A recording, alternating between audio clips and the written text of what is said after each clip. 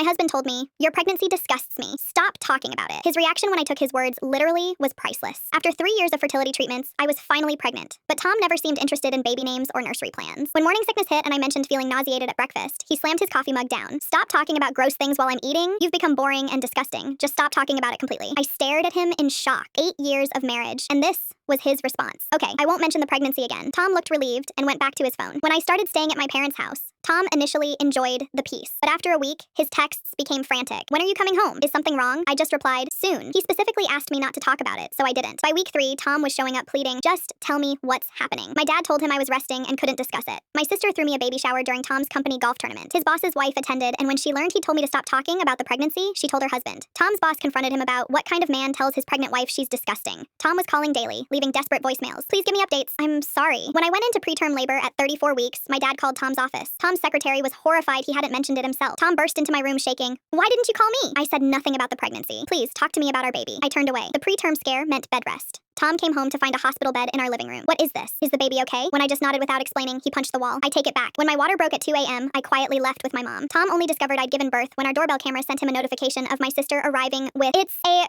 girl!" "Balloons," he called frantically. I answered on speaker while surrounded by nurses. "Why didn't you tell me you were in labor?" "You said stop talking about the pregnancy." So I did. The nurses gasped. One said, "What a monster." When he burst into my room, he wasn't apologetic. He was calculating. He pulled out his phone showing a recording. "Good thing I have you on tape saying you deliberately kept me from my child's birth." My lawyer says that's parental alienation. My blood went cold, but during the custody battle, my lawyer played his full recording, including where he called pregnancy disgusting and threatened legal action before asking about his newborn daughter. We had witnesses, nurses, his boss, his secretary, who confirmed he'd shown zero interest in the pregnancy. Court records showed Tom attended 0 prenatal appointments while playing golf every weekend. His credit card statements proved he'd spent thousands on his secret girlfriend while buying nothing for the baby. The judge was brutal. "You told your wife pregnancy disgusted you, attended 0 appointments, and only showed interest when you could weaponize your daughter. This court finds your behavior appalling." I got full custody. Tom got supervised visitation. During his first visit, he complained more than he played with Luna. She cried and reached for me whenever he tried to hold her. By Luna's second birthday, Tom had accepted his limited schedule. He finally realized that taking someone's words literally can be the most devastating response of all. Sometimes the best revenge is simply giving people exactly what they ask for.